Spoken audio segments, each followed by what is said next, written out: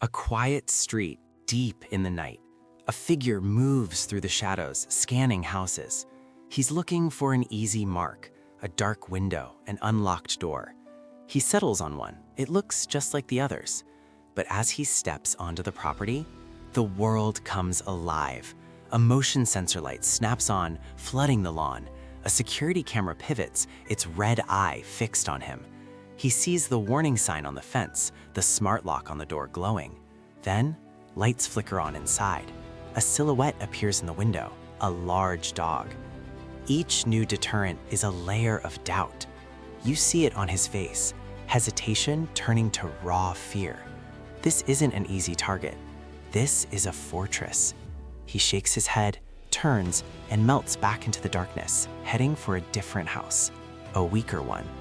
Because in the end, it's not about confrontation, it's about calculation. Burglars always choose the easy targets.